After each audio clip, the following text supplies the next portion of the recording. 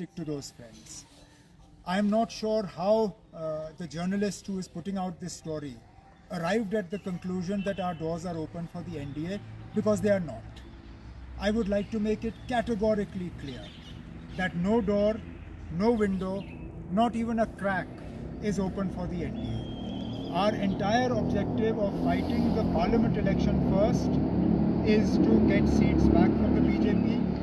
As and when assembly elections are announced, our aim in the assembly elections will be to come back with a sizable number so that we can start to undo the damage that the BJP has done to Jammu and Kashmir since 2019.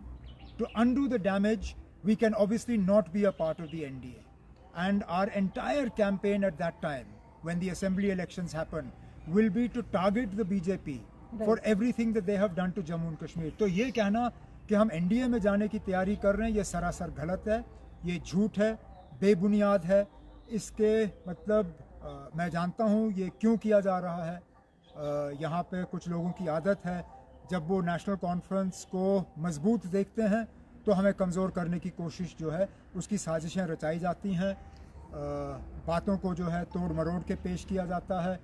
तो जैसे मैंने कहा, सबसे पहले ये कि NDA के साथ हमारा कोई वास्ता नहीं है, ना आगे जाके हम NDA के दरवाजे को खटखटाने के लिए तैयार हैं. ना NDA के लिए दरवाज़ा खुला है, ना खिड़की खुली है, ना कोई ज़रा सी भी हमारे तरफ से कोई गुंजाइश है. जहाँ तक ये तासुर दिया जा रहा है कि हम NDA को छोड़ रहे हैं या इंडिया को छोड़ रहे हैं या हम इंडिया को आज कमज़ोर कर रहे हैं, मैं दोबारा अपनी बात जो कई महीनों से हम करते आए हैं. इंडिया अलायंस के पास पहले से ही 3 सीटें हैं, श्रीनगर, अनंतनाग और बारामूला. 3 सीटें जम्मू कश्मीर और लद्दाख की वो बीजेपी के पास हैं. हमारा मकसद आज बीजेपी को रोकना है और इस मकसद के लिए कांग्रेस के साथ सीट शेयरिंग की जो प्रक्रिया है वो अभी शुरू हुई नहीं है. फॉर्मली, इनफॉर्मली कुछ बातें हुई हैं, उनको अब हम फॉर्मलाइज करेंगे. आगे आने वाले दिनों में हमारे तंजीम के जो साहिब सदर हैं वो अपने कुछ साथियों को बुलाएंगे. हम पहले अंदरूनी तौर इस पर मशवरा करेंगे और उसके बाद कांग्रेस से बात करेंगे. उमर साहब, जो कश्मीर की 3 सीटें, अगर इंडिया अलायंस ने बोला कि उन पे भी डिस्कशन होगी, उन पे कोई डिस्कशन नहीं होगी ना.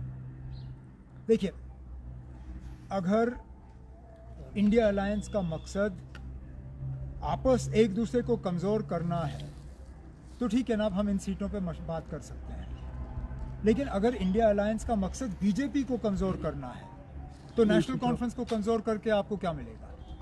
ये तो पहले ही 3 सीटें इंडिया अलायंस के पास हैं. अगर इनमें से कोई सीट बीजेपी के पास होती या बीजेपी के जो सहयोगी पार्टियां हैं उनके पास होती, हम ज़रूर उन पे बात करते. लेकिन ये 3 सीटें पहले ही आपके पास इंडिया अलायंस के पास हैं. अब आप मुझे बताइए, इंडिया अलायंस